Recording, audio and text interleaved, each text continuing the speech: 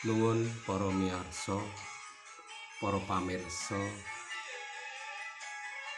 ingkang dhahat kinurmatan ingkang sinu dadsana.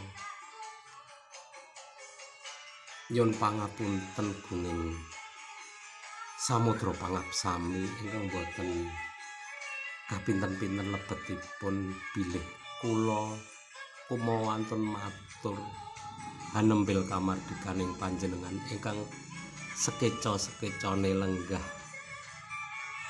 wonten ing wekdal menika. Kawula badhe matur inggih menika babagan prapsila ning agesang inggih menika wonten sekawan prapsila ingkang sepindhah inggih menika rila enggaring ati tumrap masrahaken sedanten kanthi ikhlas legawa ing panguwasaning pangeran. Watak wong rila ora kelep marang bondo donya, boten winengku kahanan ingkang kados mekaten inggih menika tetep rila.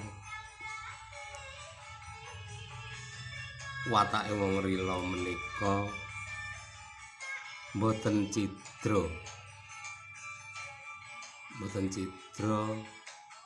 lan ugi sampun kanthi ikhlas masrahaken sedanten.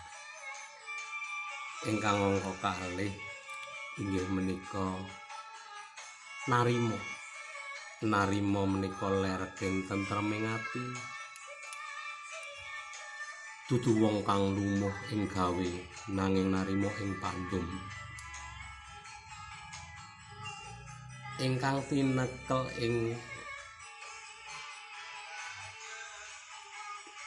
ing asta ingkang digarap kanthi seneng ing ati. Mboten gersula.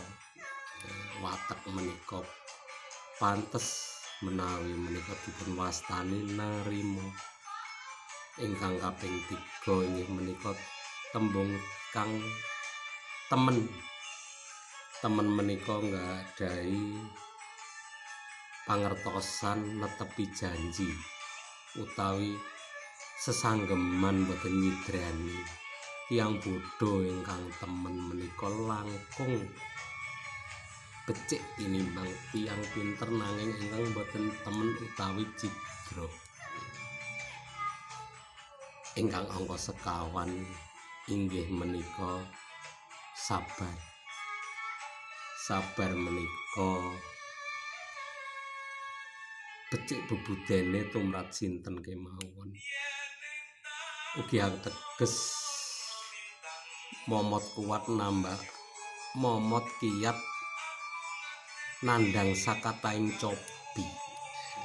Menika tiyang ingkang sabar segaraning kawruh merga saka anggone ngolah kesabaran.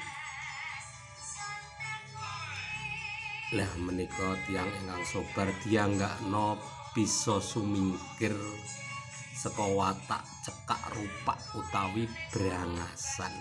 Nah, menika kirang langkungipun ingkang saged kawula aturaken ing wekdal menika. Mbok menawi wonten cecer-ceweting atur kawula nyuwun gunging samudra pangabsami. Cekap semanten mugi kathah utawi wonten gina manfaatipun. Menawi wonten leresé nika inggih menika kagungane Gusti Allah ingkang murben dumadi. Ananging menawi enten lepate niku saking cubluking kawula pribadi. Cekap semanten luwun.